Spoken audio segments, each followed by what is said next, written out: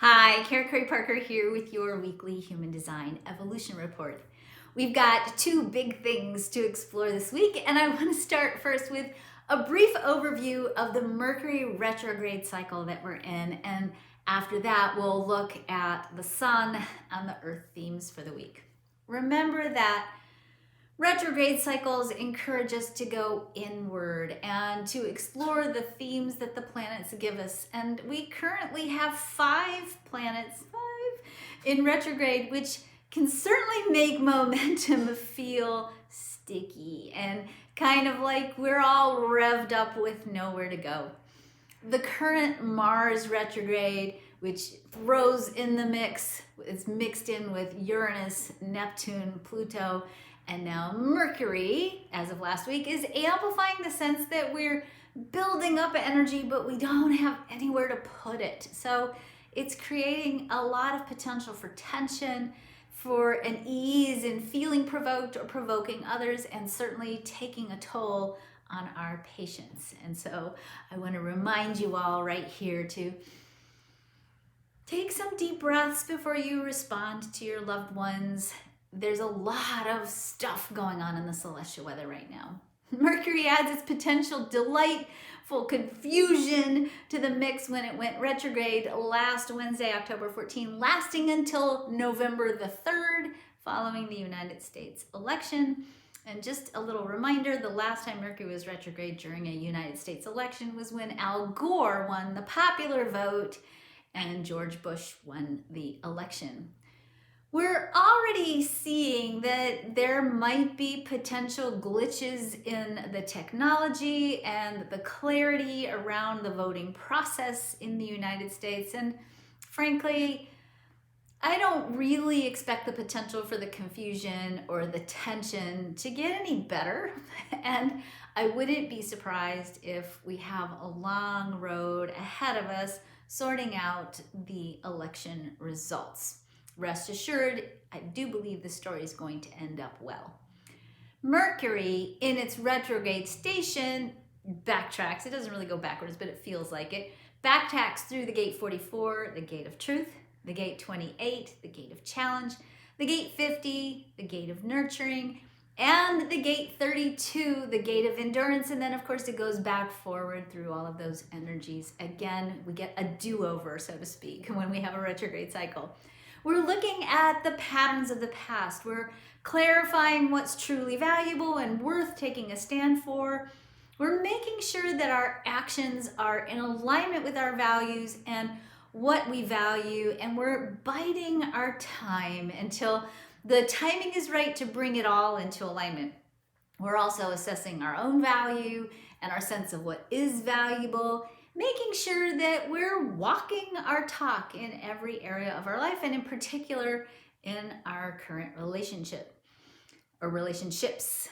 As always, a Mercury retrograde cycle can make technology unpredictable. Literally, last night in the middle of the night, my iPhone, which was at the other side of the bedroom, spontaneously called 911 all by itself. I don't want to look into the metaphors of what that means. Mercury, when it's retrograde, always makes communication unclear, causing the people from our past sometimes to show up either in real life or just in our minds or sometimes in our dreams. Here's another sort of twist in the plot. Pandemics always start with the Sun and the gate 44, the gate of truth. We are coming up on the celestial birthday, if you will, of COVID-19 on November the 2nd last year, with Mercury starting its retrograde cycle in the 44 in line 4. We're really taking stock of the changes, especially the changes in our values that have happened since coronavirus started. We're looking at the challenges and the struggles that we've been through, both personally and collectively. We're looking at the economic challenges ahead, and we're starting to rethink our approach and what we need to do to take care of ourselves and hopefully to take care of each other. I always encourage people to look at the celestial weather, but to also look at what lies beyond the current transits. We're certainly, if you will, in a planetary storm for the next few months, and we have been kind of all year. I fully expect us to continue to feel challenged, to feel the need to hunker down and batten the hatches and find the strength and the courage to endure what's ahead. You know, both of my parents are in their 80s, and they keep saying to me, this situation we're in, it's temporary, it'll pass. One day we'll just think of it as part of our past. You know, they've been alive long enough to know that storms do eventually blow over. And the real work starts when you pick up the debris and when you assess how you want to start anew, and when we have to put the work into building something better, stronger, more enduring. I want to encourage you to remember that what lies ahead for us is a cycle of massive reformation, renewal, and rebirth. This will pass. We will get through this. We will emerge with more loving, more enduring, more aligned, and more sustainable values in place. So don't let the temporary upheaval make you blind to the possibility of what's ahead. Take some time this week and really imagine what our lives are going to look like after the storm, how we're going to unite people after the storm. Think about what gifts you want to be sharing with the world. What do we, either personally and collectively, need to do to create a strong foundation of sustainability, equitability, justice, and enduring peace? These are truly the most important contemplations and imaginings for us to embark on right now. Use the darkness and the stillness of this time to contract inward and prepare for what's next. The sun, moving on to our next theme, transits in the gate 50 this week, the gate of nurturing. The earth transits in the gate 3, the gate of innovation. The gate 50 brings us the energy to share what we have and who we are with others. In its shadow expression, which, is a learning opportunity, the gate 50 can sometimes be a little bit codependent, causing us to overcare. Guilt can sometimes be a big player when we're looking at the energy of the gate 50.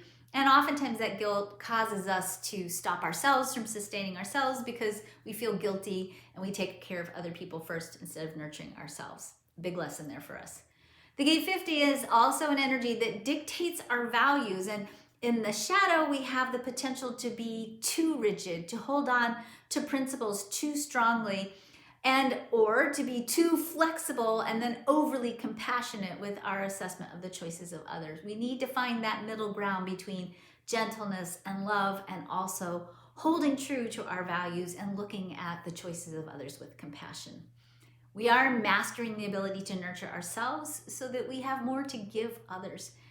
We'll have the intuition this week to know what others need to bring them into greater alignment with love, and we're going to know what we need to do to increase the well-being of others, but we have to do it in a balanced way.